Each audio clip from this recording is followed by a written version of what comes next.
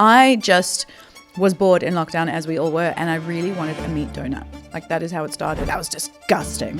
Hated that. Don't know how you can rate that. I was licking the plate. I didn't care that I was in a nice fancy restaurant. Filthy, like it's dirty, it's delicious, it's gooey. I think you only see the highlight reel on Instagram.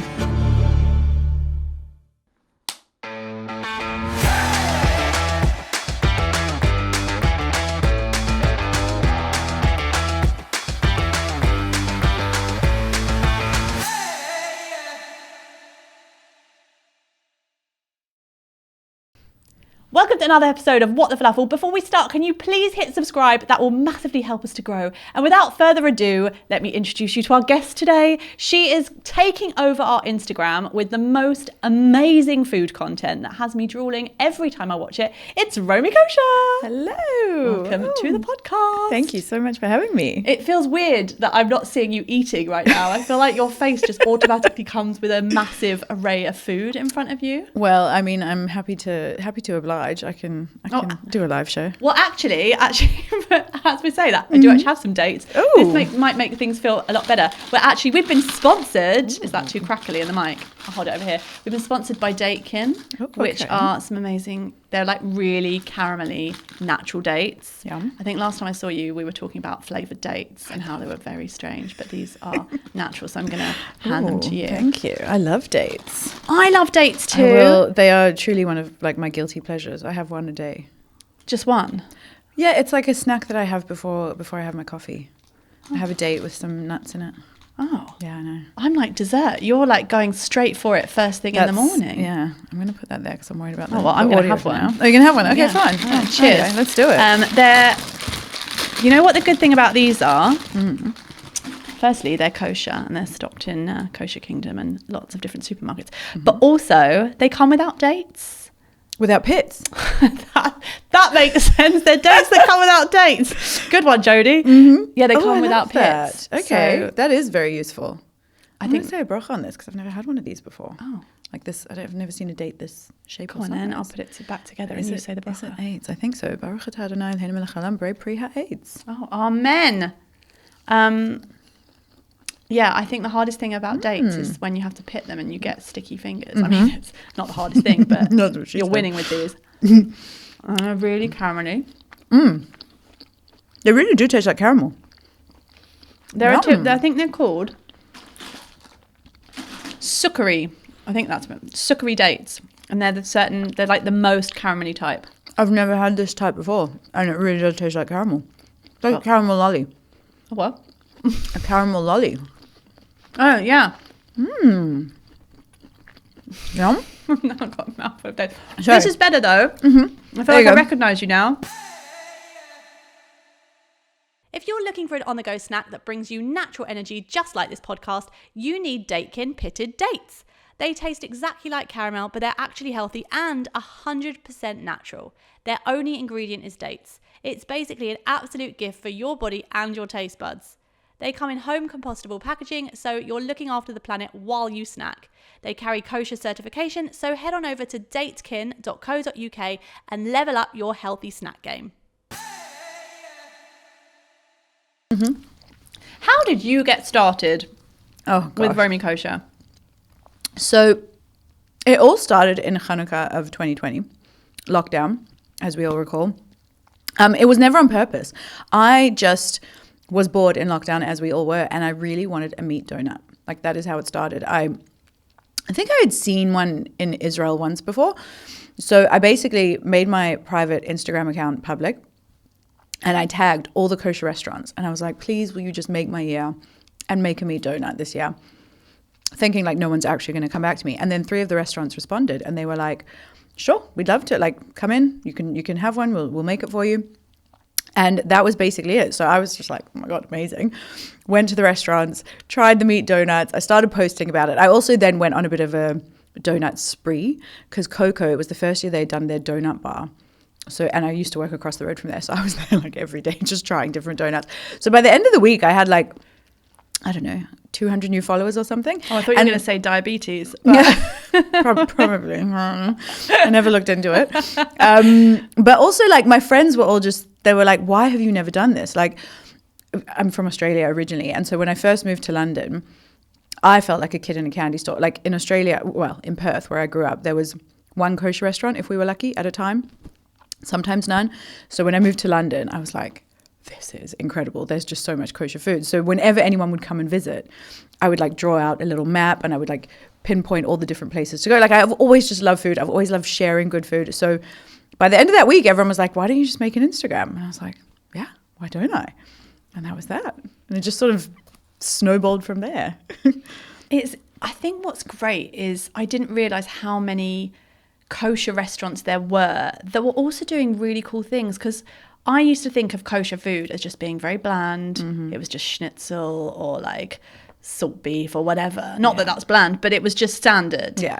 And you have opened my eyes up to so many different things, and there are restaurants doing some really cool things. Oh, 100%. I think that is my favorite thing to hear, especially from people either who don't necessarily keep kosher or even those who do. And they're just like, I didn't know there was restaurants in this place and that place.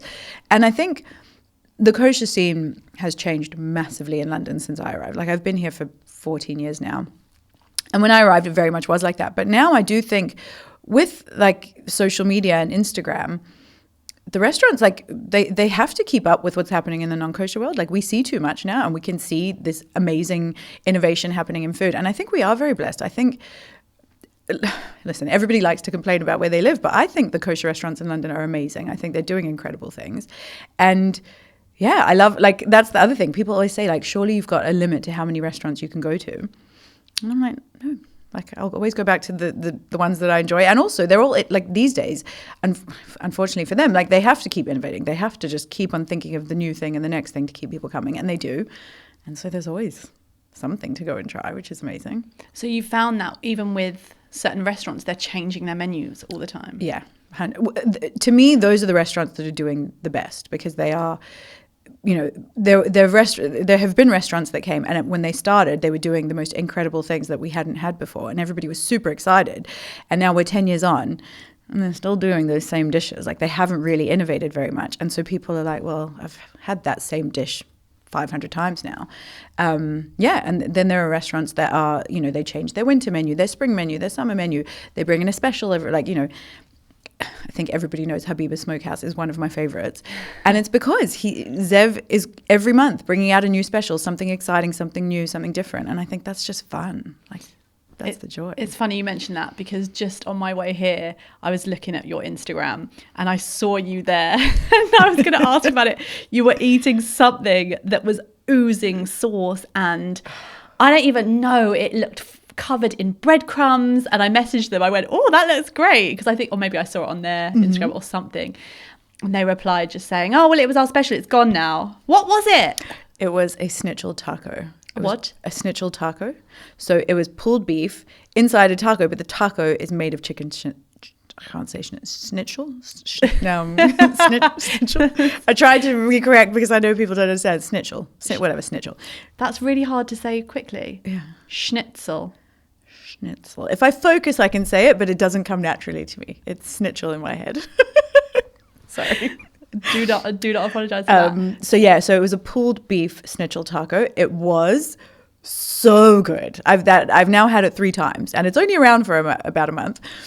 But I was, I've been begging Zev to just keep that one on the menu because it was really good. Oh, so sorry, did you just say that the outside, the taco bit, was the chicken? Yeah. So instead of a taco shell, it's just a piece of chicken, but like shaped like a taco, filled with pulled beef, guac, some, I think, spicy mayo, and like chilies on top. Delicious. We should have done a disclaimer at the beginning of this, just saying, if you are hungry, don't listen to this podcast. Wow. Yeah. Where is that one? It's in Temple Fortune. Okay. On Finchley Road. And if you had to give your top 3 restaurants that you've been to, or places that you've been to, what would be? In the world or in London? Oh. Okay, start with London, and then we'll go the world. So I definitely think Habiba's Smokehouse has to be my favorite. Always a good vibe there. Always good food. Always good service. The what do you call him? JJ, who makes the cocktails, incredible. So that's definitely my number 1 for sure. Moss and Maple has blown both me and Dylan away. That was truly one of the best meals I think I've ever had. He did like a 6-course tasting menu, 5-course tasting menu. Phenomenal. Like, incredible. Wow. Wait. Before you move on, I need to ask you more about Moss and Maple because I've heard some amazing things about them. Can you just walk me through how many courses? So it was, I'm trying to remember now. I think it was 7. But then they also brought some amuse-bouche at the beginning. The chef, Ori Abraham, I've had, he's actually worked on menus for a few of the kosher restaurants. So I've had his food a few times and I trust him implicitly. He is incredible. And his team is also amazing. And just every single dish was an explosion of flavors, different textures, completely different to anything. This is I think why I love it so much, is that with a lot of our kosher restaurants, unfortunately, there's a bit of copy and paste happening with the menus, especially the nicer restaurants. They all have very similar dishes on them. And Moss and Maple, just every dish was completely different to anything I'd ever tasted and was just executed beautifully. And this is the other thing. You think when you have a 7-course tasting menu, obviously we're Jews here, we want quantity over quality. Yeah. So you think, oh my gosh, I'm going to leave hungry. Each course was a decent meal in itself. So by the time we were at number 4 or 5, I was like, I'm so full. And then the dessert came and I was like, I could have 3 of those. It was incredible. So highly recommend. What else was on it? I'm trying to remember all our dishes. So it was, one of my favorites was like an artichoke soup with like fried pieces of artichoke in it. It was incredible. The amuse-bouche, it was like a beef tartare, but it was, oh God, my memory. I'm telling you, dementia is contagious. I work with people with dementia as well, and I'm telling you. The main course, there was like it was like a steak. The steak was incredible with some sauce on the. Oh, I'm really not doing it justice. Was there like a tuna thing? Yes. There was a tuna that was also incredible. Literally, there was not one dish that I didn't like. There was even, I love tuna. I'm not the biggest fish fan. There was even a fish dish. I think it was sea bass. And even that, I was like, this is incredible. Like, I polished every single dish. I was licking the plate. I didn't care that I was in a nice fancy restaurant. I was like, these sauces are too good to waste. I was like, ugh. Yeah, literally. Have you been invited back? They did say, they were like, you need to come try the next menu. So I need to follow that up with Ori. Yeah. Oh, incredible. Can I come with you? Yes. I want to lick the plate. That sounds phenomenal food. Amazing. Where are they based? They are in South Hampstead. Okay, nice. I think it must be, I must have a thing with that. Habiba's actually started in that location and then moved to Temple Fortune. Yeah, it used to be Habiba's Deli though. Okay. Anyways, yeah, so they're in South So Hampstead. we hit number 1 and 2. Number 1 and 2. What else is on your list? In at number 3. I feel like I'm like, when people say like, who's your favorite child? Like, I feel like choosing my favorite restaurant in London is like trying to pick between my favorite children. But I must say, I have to give shout out Bake Cafe. Let me give a dairy restaurant. I mean, they are one of my favorites anyways, but phenomenal food, phenomenal desserts. Also, just every time I go, there's something new, something delicious. Always a good time there. And good coffee. Yeah. I'm a real big coffee snob as an Australian. And I must say, the coffee there is pretty good. We went there together and I've got to say, we were going to have, were we going to have starters, or they insisted on us having starters? I like soup. It's not, I don't write home about soup, but this soup was one of the most flavorful soups I've ever had. I remember just jaw-dropping. Yeah, and I agree. It was just fresh, and the owner is so lovely. And she was talking to me all about, oh God, how am I going to pronounce it? Jachnun, which is like, has anyone ever had jachnun? It's, what was it? It's like she said it's like a croissant soft baked that she does once a week. Every Friday. Oh, look, it's not healthy, but it is so good. Oh my word. And you have it with like, everything else on the plate is actually pretty good. You have it with like tahina and chopped tomato and a boiled egg, but the pastry itself is pretty, we took a takeaway home and like it soaks through the paper bag, but that's what makes it so delicious. And yeah, Emmy is phenomenal. She's just such a good person, and she runs that business so well as well. Like, she's just, I think that's also the restaurants that I love. The owners, you can see they have like such a passion for it, and they pour everything into it, and they enjoy it. I think that's also makes such a difference with like the food that I think is consistently good. It's because the owners love it, and they really want it. They want that love to come to come to the customers as well. Yeah. I think that's... You can definitely see it in that restaurant for sure. Oh, yeah. I saw you behind the scenes. You've now got involved in baking stuff. It's going to be a whole new Romy Eats and Romy Bakes. Oh my God. Hats off to the recipe content creators like you. I just can't. I'm so bad at it. I'm so like with Emmy, it was amazing because at least like it was prepared and she had organized all the ingredients, but like figuring out where to put the camera and the right shot, and you want to, I can't. Just let me eat. What about cooking though in general? Do you like cooking? Are you a good cook? What do you cook? I do enjoy cooking. I definitely think my love for food started with baking. I will bake all day, every day. Love that. Just not to film and post it as content. So I am a good cook, but I think Dylan is definitely my husband. He's a better cook than I am. And so I probably do more of the cooking just from circumstance. Like I get home earlier than him, so I want food ready as soon as possible, but he's definitely the better cook. I much prefer him to cook and I'll bake. What do you bake? Or what did you start baking? I definitely started with sweet stuff. I think the first thing I baked was like muffins, blueberry muffins from a box. But like that was what it started with when I was, 12. I love baking cakes. I love making different desserts. Like I love making ice cream, Parav ice cream. I make Parav ice cream and it is damn good if I do say so myself. What's your base for the Parav? Parav cream. Okay. Yeah. I want to try and find an alternative. When I make coconut ice cream, I use coconut milk, and that is also delicious. But I need to find a better alternative to that. I was going to say, as you mentioned it, I was thinking coconut milk. Coconut milk it does work really well. It doesn't have the same flavor. Yeah, I should try it. Actually, to be fair, I've never tried it with the other flavors. But I have a base recipe, and then I just add random bits to it. The peanut butter one is probably my favorite. Oh, yum. It's so good. Do you have an ice cream machine that spins? So how do you do it? I just like beat it up and then freeze it. Ooh. You'd be surprised. It actually, like texturally, it's pretty good. Okay. Holds its Sign shape. me up. I'm coming over for ice cream. I once had a thought to like make a pair of ice cream business and sell it. Never got around to it. I feel like every time we talk, you've got new ideas for businesses.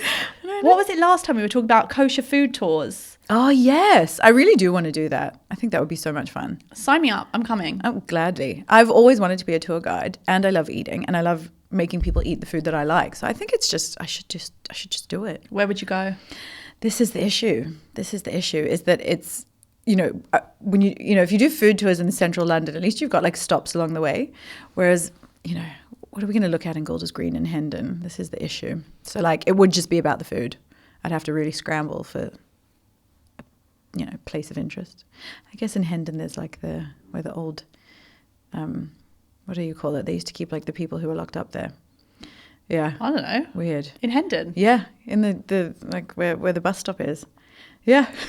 Like when they used to have people in like the things with their arms and their necks. The stocks. The stocks, that's it. Okay. Yeah. I did not know that. Yeah, weird. Well, there you go. There's a nice interesting fact for your first food stop. Yeah, that would be fun. Here's where people were in the stocks. And now, it's just a lot of pigeon poo.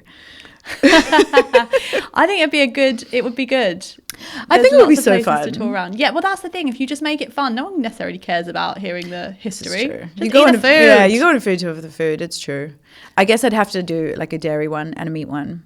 Or I'd have to start the day with dairy. Yeah, I need to think this through. you could do like a dance break in between for like 6 hours. Oh, that's a good idea. There are so many options. But going back to where you said your favourite restaurants and you asked me London or the world, where's been the best place? Because I know you like travelling and you talk about, you've got me wanting to travel as well. Where's the best place you've been to that's outside of the UK for kosher food?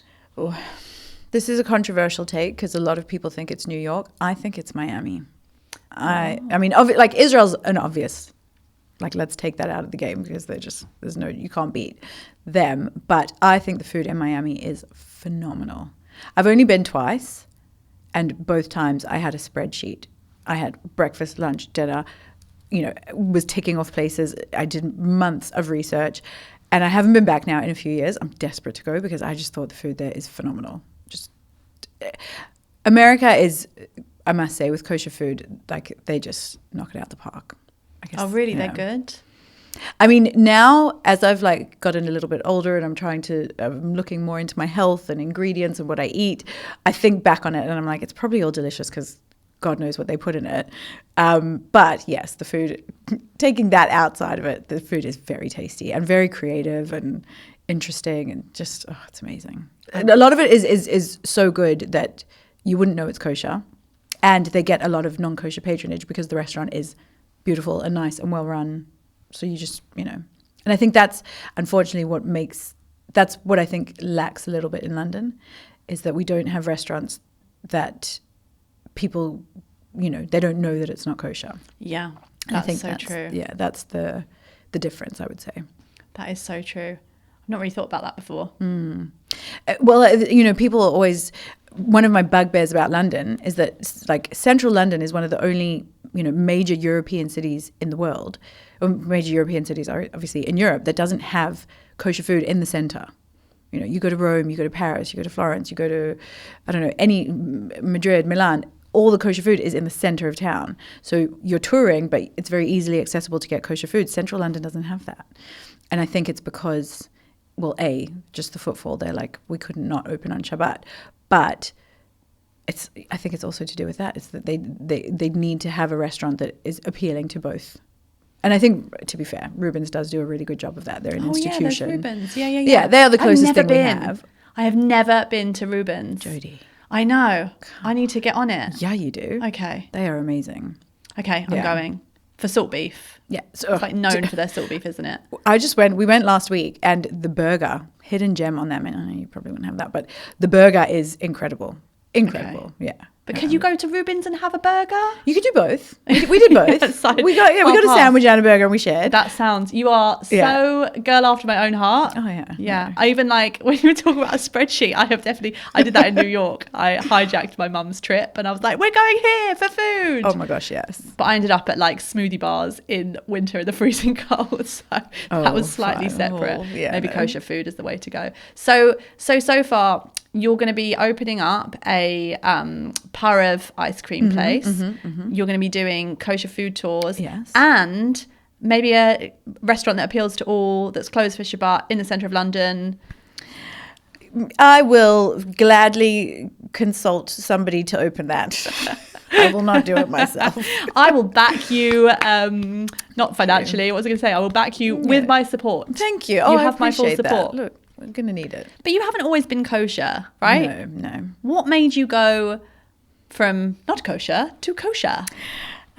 So I grew up in a very traditional South African Jewish home, but we weren't kosher. And it was a total, I don't know, you could call it a brain fart or like a great, change in direction. But a week before, I was going on my gap year to Israel, and I was going with the youth movement Habonim Dror. So it was the secular Zionist youth movement. And that's what I was doing. And a week before, I just had this like light bulb moment of going, I don't know that much about Judaism. I went to a Jewish day school, so I had that education, but I was like, I really feel like I should learn more about it.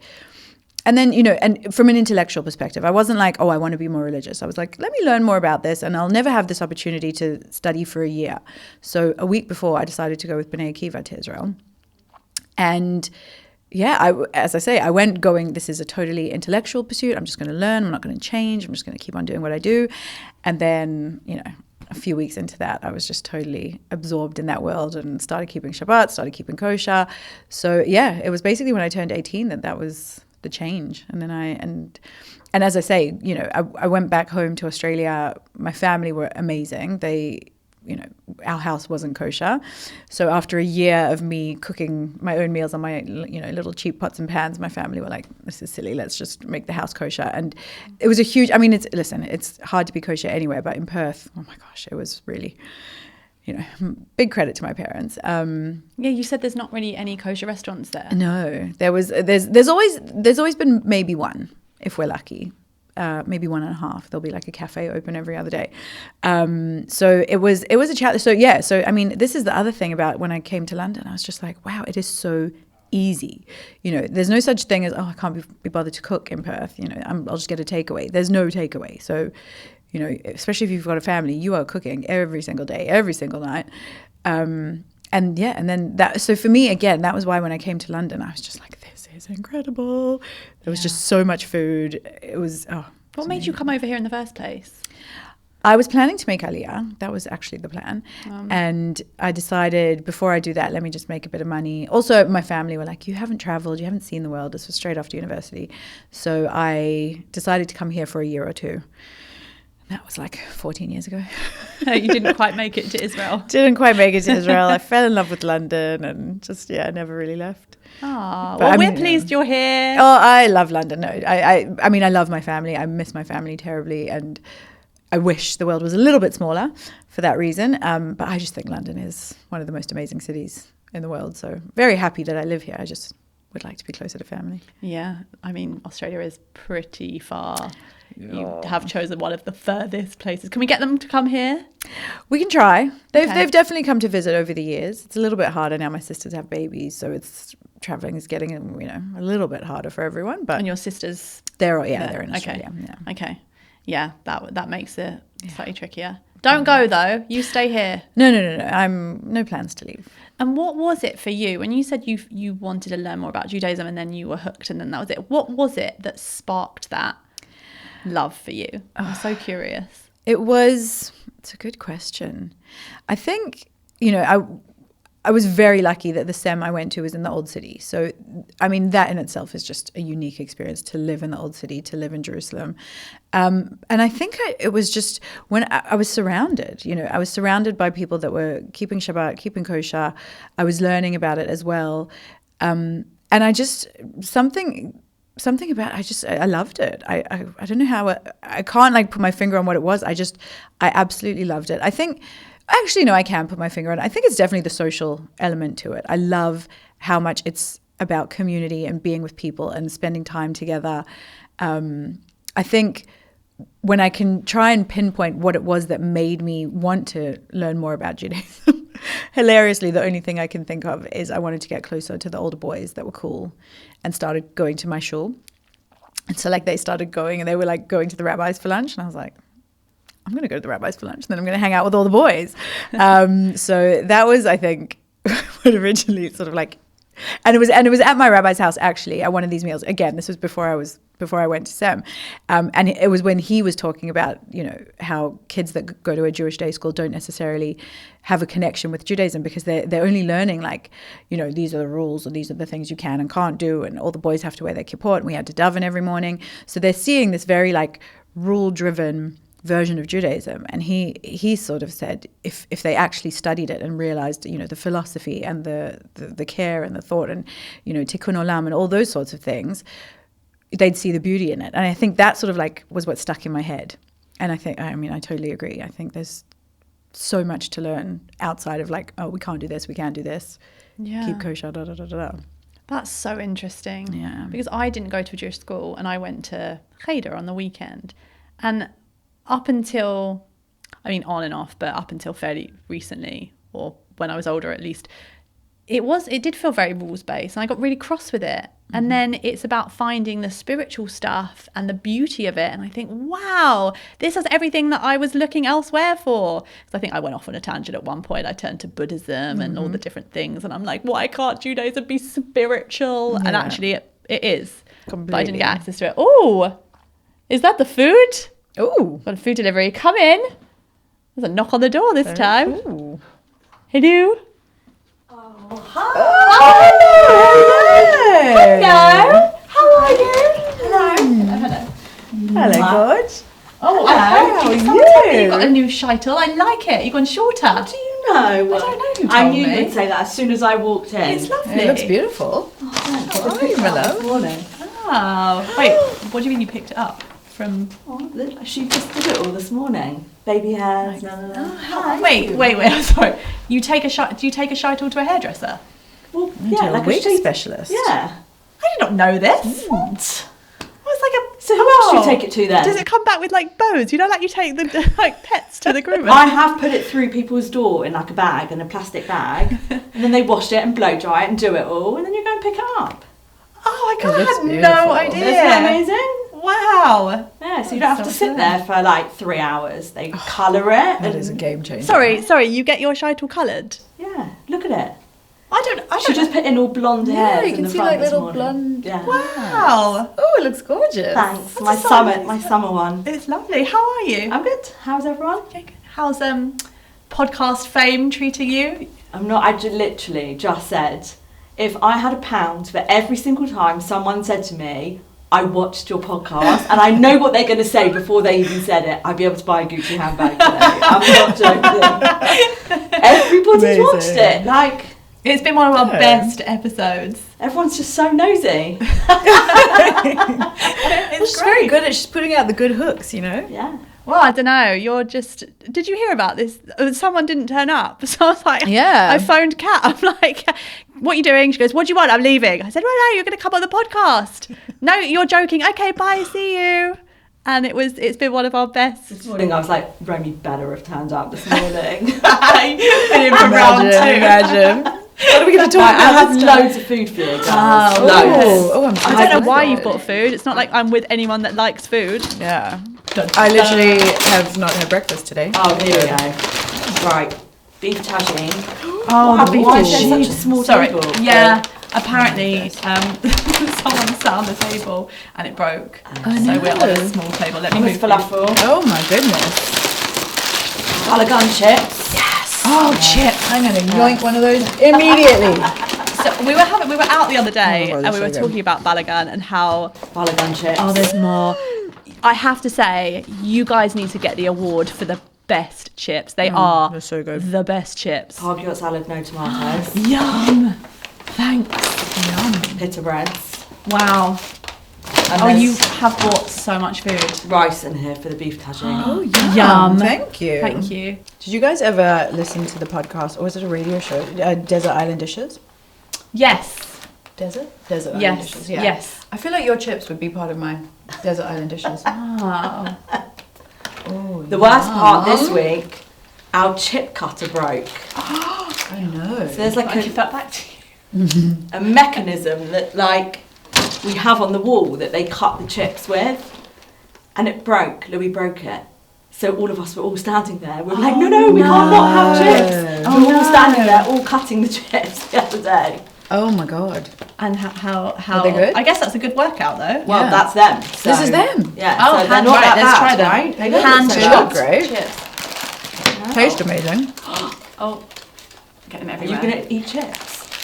I'm only gonna eat chips because they're your chips. They are the best. She was like, "Can I have chips?" I was like, "Really?" Because we were I talking about actually how wanted good your to say, chips "Are are. you on your period?" Yes, and yes. There you go.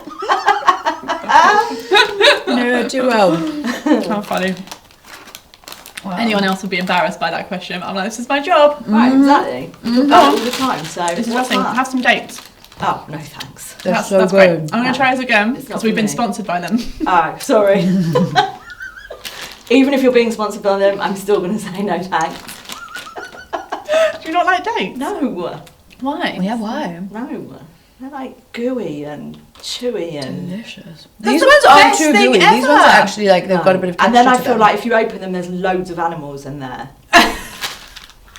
Isn't that what happens? What if I've never opened a date with an animal? What, like, oh, there's a lion in this one? No, isn't there like insects in there? They No, can where are be. you getting your dates from? No, I don't buy dates and I don't eat them either. I'm going to send you away with them. Go and eat some dates. Okay, you need to try them. They're I'll very give them good. Oh, sorry. I'll give them to them. No, I want you to try them. You have to check them. There's no animals in You them. just cut They're it open kosher. and yeah, it's fine. There's no pips in them. Can you get me a better present next Do you time? like caramel? They taste like caramel. I give up. Thanks for the food. You can go now. Okay, bye. It's so nice being here. Thank you. You make me laugh so much. Thank Right, you. I'm This going is back to amazing. Balagan. It's for Matsmote today. We have a Oh, big yeah. party vibe at the restaurant. You did Specials. yes. But it won't be What's when we happened to release the blue this. and white so- here? You didn't get the memo? Oh, don't even. I actually changed 3 times this morning. I texted Dylan as I arrived here. I was like, why didn't I wear blue and white? Well, it's not going to be released on Yom Ha'atzmaut. No, I and we're get going to have it. to cut It's this entire true. segment because it's completely irrelevant. Oh, sorry. It's probably like, I did say Happy that. Shavuot. Yeah. Oh, yeah. Why aren't you Ooh, dressed like a we can talk cheesecake about today? Glad. Maybe we can. When is Shavuot? How long have we got left? So About a month. Yeah. Okay, 4 weeks away. May 20th. It might be up before then. That's very good of you. I'm going to Israel, hopefully. Oh, amazing. Oh my God, I can't wait to see that content. Oh my gosh, me too. Wow. I can't wait to eat that Thankfully, content. I have Louis back, so I'm not worried. Oh, That's good, yeah. Well, now we can worry about Romy being there. No, she won't stand on buildings, videoing the rockets. Oh so my I'm not worried about God, her being there. I need another chip. Stupid teenage boys. Right, enjoy your food, girlies. Oh, thank you. So nice to see so you. much. I So told her nice. come for lunch. We'll have like a proper chat. Yeah. Can I come with? No, I said. Oh, we're all coming. Yes. Yeah. I get FOMO if other people go for lunch and I'm not I've asked you invited. like 100 times. You to come have, for I'm lunch. sorry. You need to Oh, move to really? Essex. No. Or maybe I'll move to North London. No. Who lives in Essex anymore anyway? Yeah, exactly. It's a growing I can't talk. community. I live in East London too. Yeah, see, 2 out of 3 are in East Oh, I thought you London. were moving. I'm trying. Oh, Still trying. all right. Bye, girls. Enjoy your Thanks lunch. so much. Enjoy your thank dates. you. Thanks. Thanks for Thanks. The most delicious day. Can you get me a better present? Oh my god. Okay, love you girls. Bye. She's so funny. Right, we need to play up. This looks so good. That's incredible. Yeah. This episode is brought to you by the iconic Kosher Kingdom. Right in the heart of Golders Green, the hub of Jewish life in London, Kosher Kingdom isn't just a supermarket, it's the destination. We're talking a massive range of kosher food from all over the world. Fresh meat and produce, a full deli, sushi counter, wine selection, everything you could ever want and need. It's literally a one-stop shop for everything. From your everyday essentials to full-on Shabbat and Chag preparations, people come from all over London, which tells you everything. Also, let's be honest, you go in for one thing and you leave with your entire weekly shop, tons of extra snacks, and always something new that you just had to try. So whether you're hosting, stocking up, or you just want your fridge to feel like it's got its life together, Kosher Kingdom has you covered.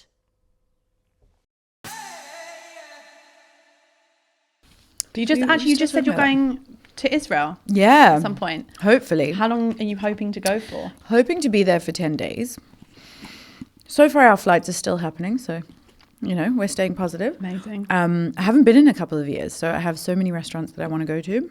So many friends I need to see. So, I'm so excited. I can't even imagine what your content is going to be like for that. Do you know what? It can be actually a bit stressful. There's just so much. And then I'm like, how much can I actually eat in one day?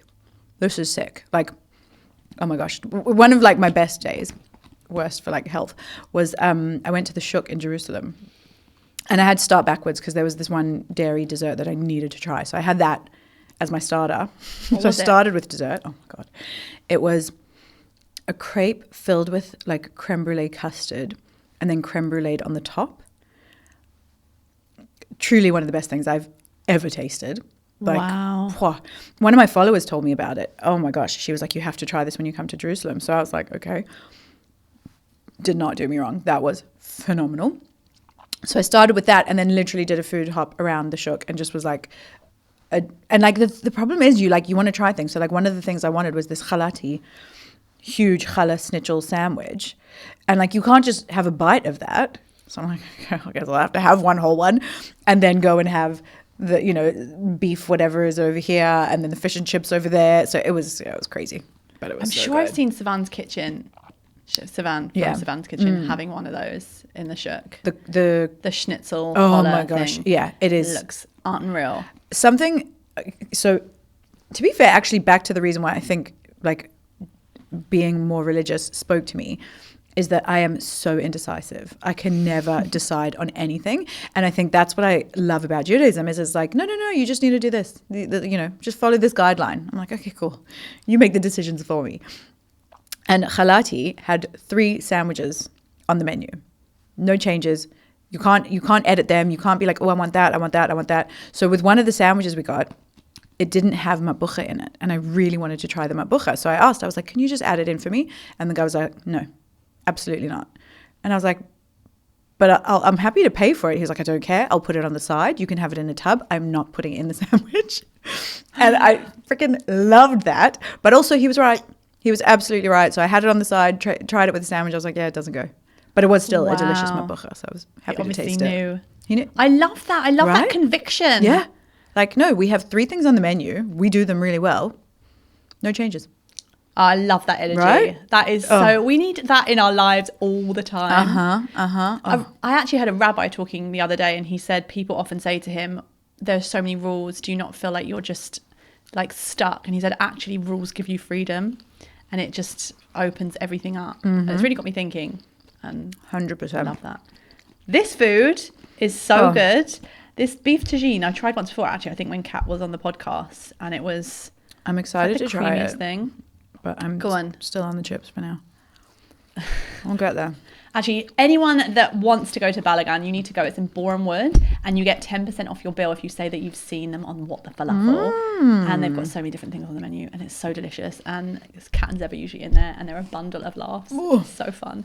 How do you, when you're eating food, and I'll try and extend my question so you don't have to answer me with a mouthful of food. That is so good. But what are you looking for when you're rating it or when you're reviewing it? And how do you know, what's the art of your content creation?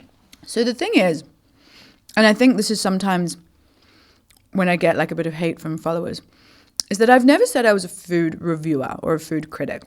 And I think that's an important distinction. But also, all I'm looking for really is, does it taste good?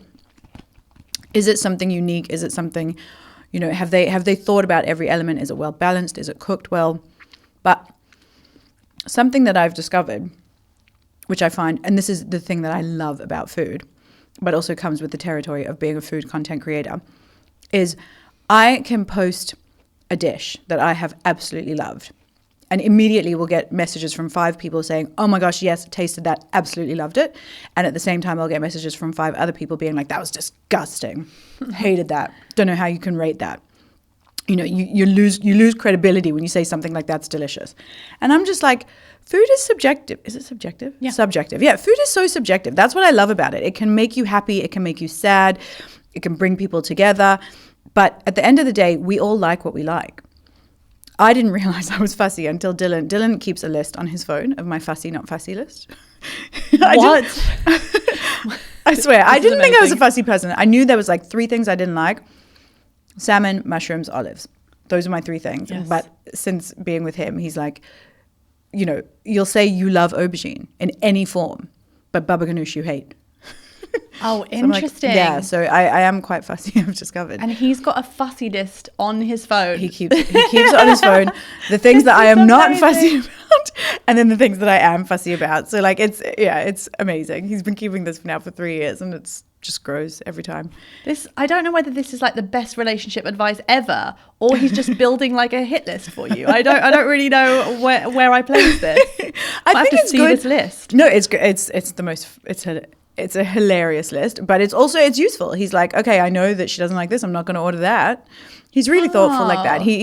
In the time that I've known him, I think he's eaten salmon in front of me maybe 3 times. And he loves salmon. Hold on. So on your fussy list, when you don't like salmon, you're okay. You're not okay with other people eating salmon in front of you either. No, I don't mind at all. Okay. I Just think wondered he's whether that maybe was just also on the fussy list. No. People can eat whatever they want. I think maybe he's like, will she kiss me if I've eaten salmon? And will you? I don't know. He need to like wash his mouth out. Tuna? Gross. Tuna I love. So you'll happily kiss him if he's got tuna breath, but not salmon breath. Because probably if he has tuna breath, I have tuna breath too. Right. Okay. So I'm just learning a lot. Maybe I should start a list. It's really helpful. Another thing I do, I keep a list on my phone of people's favorite foods.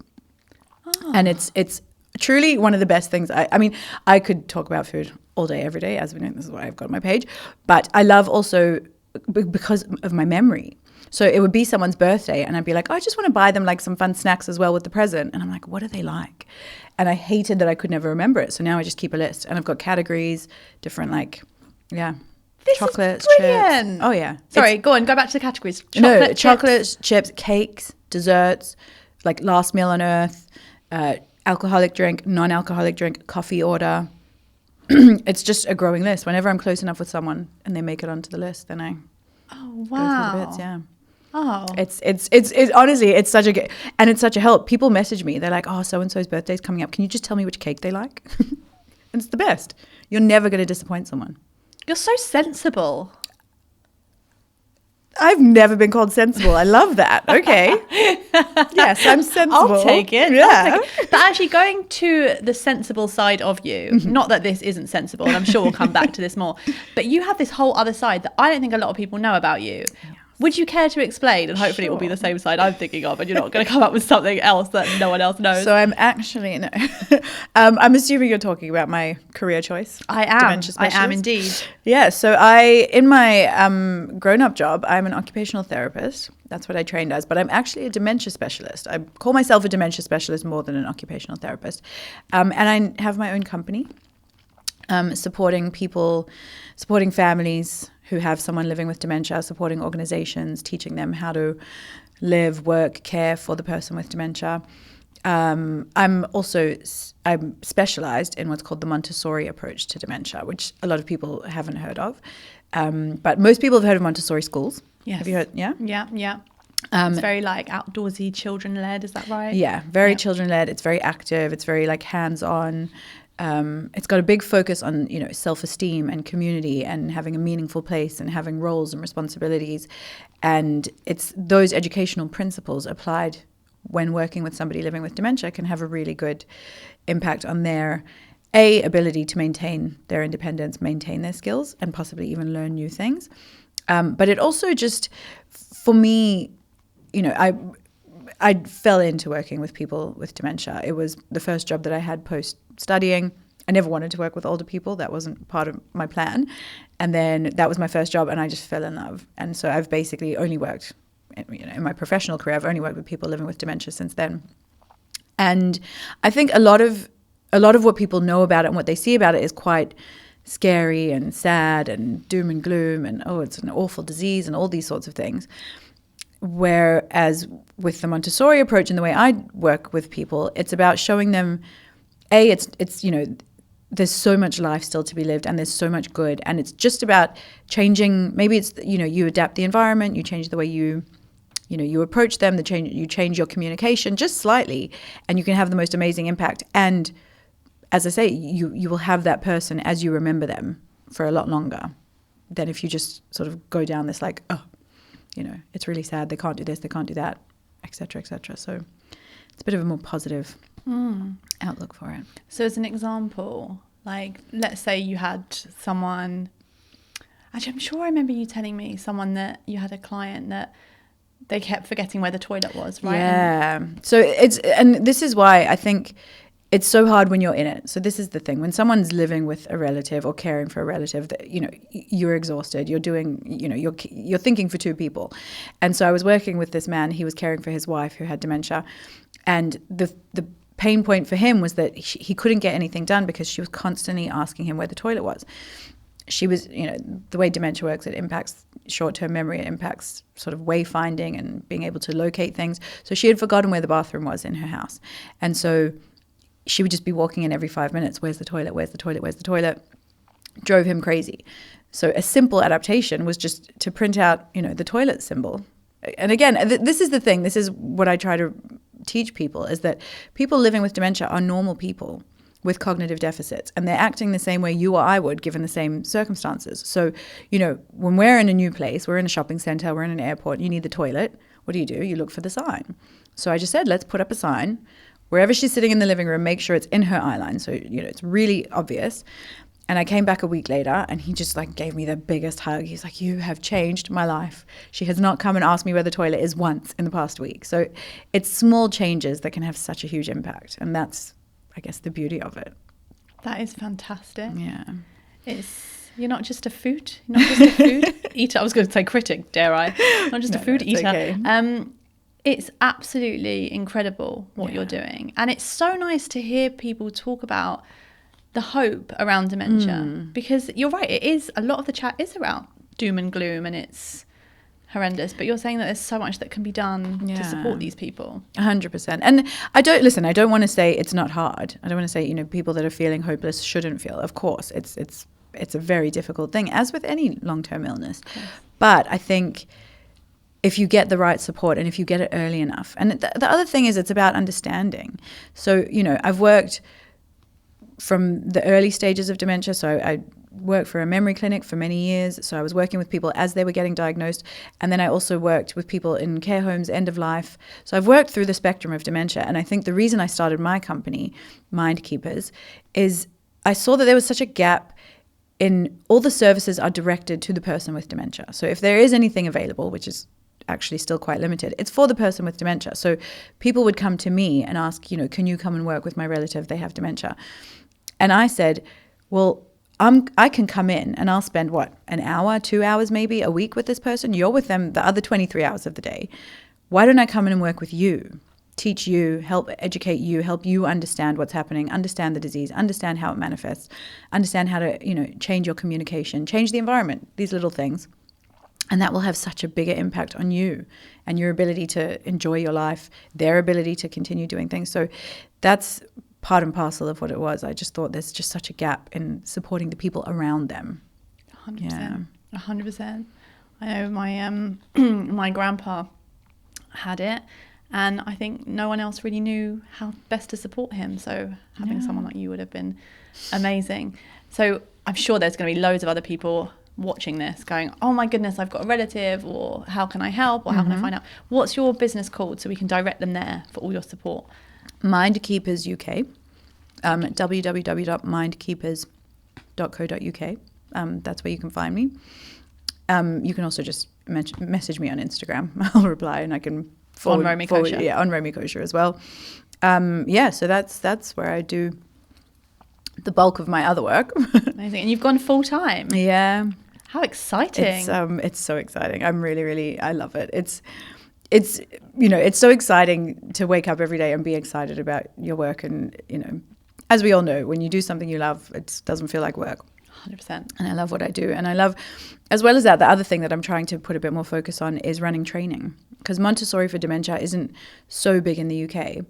So that's also where I'm, helping organizations, training their staff how to work with people. So it's not just for families, it's also for organizations. So. Oh, that's fantastic. Yeah, so it's really exciting. Okay, so if you need support or if you want to train or you need to find out more about Montessori, go and visit Romy Kosher and Mind Keepers. Mindkeepers.co.uk. Yes. We'll put everything in the show notes as well, so you Thank click it all. you. But don't leave just yet because I'm not finished. No. So I'm still eating. It sounds like I'm wrapping up and you're going, but I No still want to find out a bit ways. more. Mm-hmm. I've got lettuce all over my fork. This hummus is so good. But it's so Everything nice is so because good. I'm sure there's so many people that don't know what you do. I think people just sort of see one side on Instagram and think they know everything. Yeah, definitely. I think we were talking about that, weren't we? It's just this idea that you're not your brand. You know this. And I think this is the beauty and it's the double-edged sword of social media. People see what you put out. So they make assumptions and they think you're this one thing, but they're so, people are complicated. And, you only see the highlight reel on Instagram. Absolutely. If people are looking at your stuff and they go, actually, I want to get into this, or what are your tips for content creation? Because I think people think that it's so easy to do. I know it's so not. What's your process for going in? And how did you find your, I'm asking you so many things. How did you find your style with it as well? Because you're not just going, oh, this is nice food. You're like, let me do an impression. It's more like this. This chip is filthy. I'm like, how did you come up with these things? I want to say I came up with it, but I think it's just I love it. I do it's like I joke about food turning me on, but I do think there is something super when you have something that is so, I don't know, filthy, it's dirty, it's delicious, it's gooey. I think someone actually recently said to me, she lives in America, and she was like, oh, the Americans love what you do because they would never put their hands in the food, it's always cutlery. And I was like, the Americans? I would think the British people are the ones that are oh. But I just think food is to be enjoyed. It's I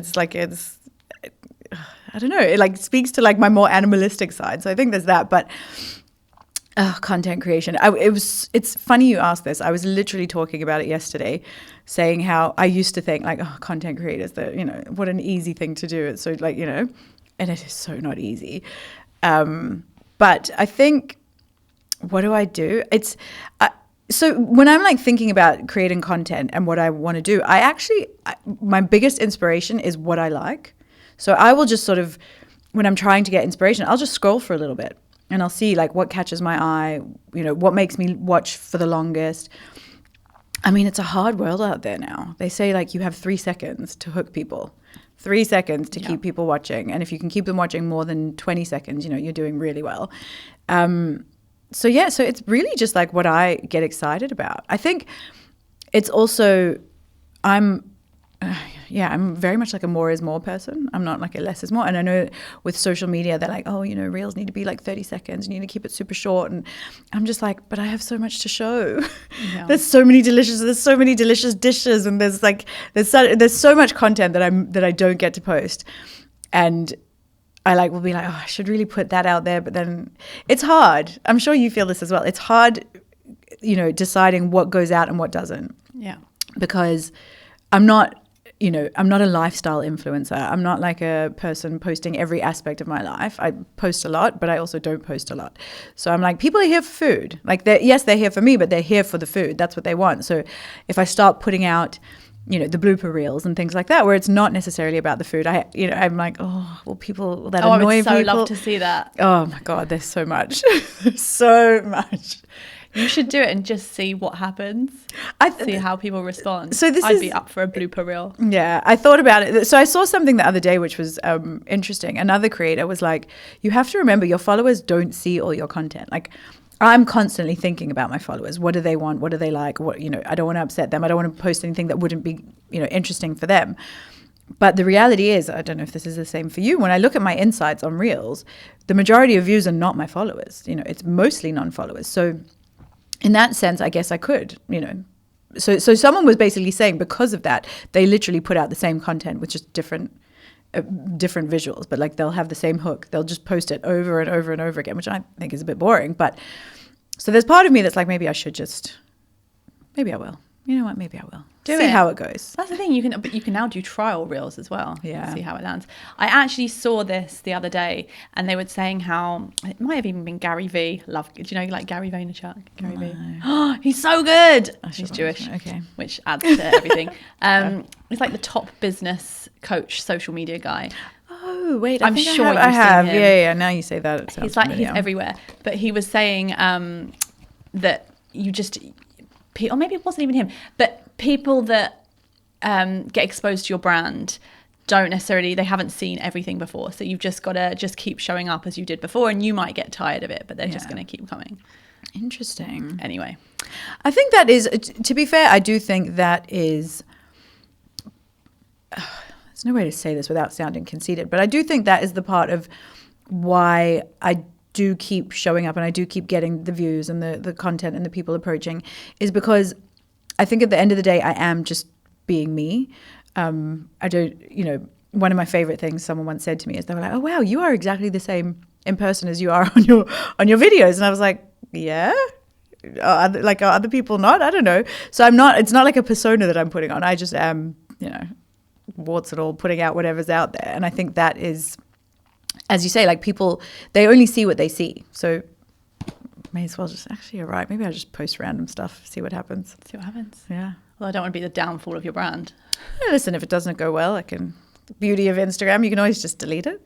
True. And what's the future for Romy Kosher, other than food tours, Power of Ice Cream, and maybe helping establish a central London restaurant? Oh, what is the future of Romy Kosher? Is there anywhere you really want to go to and want to hit on your list of like the best place?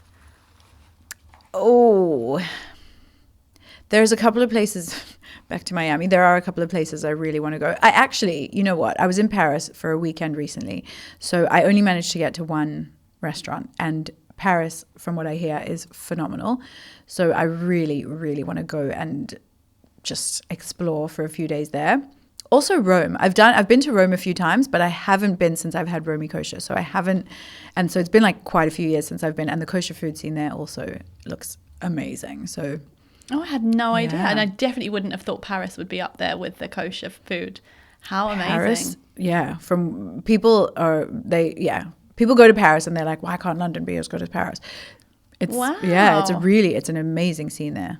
And also, again, the beauty of Paris is it's all, you know, in the touristy areas. So if you're being a tourist around Paris, kosher food is never far away from you, which is amazing. That's so exciting. Yeah. I'm very excited just talking to you. I want to eat all the food and go to all the places. Go so I can live vicariously through you and see what there is to offer. Thank you. Rome is a beautiful city. No, I am. Well, I'm excited for Israel as well. Every time I go to Israel, amazing. I'm going to Mexico and America for the World Cup. My husband's obsessed with sports, so we are going. Wow. South Africa's made it, so we have to go watch them, obviously. So yes, I'm really excited. America is just incredible for kosher food. So we're doing like a road trip. I'm going to just stop off in some places there. Yeah. Oh, this is going to be amazing. I cannot wait to see. I cannot wait to see. And also back to, this is like popping into my head the whole time. So I've got to tell you, I saw on Instagram, there is this meant to be like a lavender place, like fields and restaurant in Tel Aviv somewhere maybe, or it's somewhere in Israel. Okay. I have to find it for you, that they do all like lavender ice cream, lavender drinks, lavender, unless I'm making this up. I will find it and send it to you. Okay. Yeah. Amazing. It's meant to be awesome. But deal. I cannot wait to see where you're going and what you're going to eat. Thank you for keeping us excited about food. Oh, my pleasure. And I'm Thank so you for pleased watching. you've been on the podcast. Me too. It's been so fun. And for anyone that doesn't know who you are or where to find you, where can we find Romy Kosher? On Instagram, on TikTok. I also have a WhatsApp status now, because there's, a portion of my followers that don't have Instagram, they don't have TikTok. So I'm also on Facebook. So basically anywhere there is social media, you should find me. Romy Kosher, Romy Kosher. Perfect. We'll put links to everything in the show notes. But thank you so much for coming, and let's eat all this amazing food. Thank you so much for having me.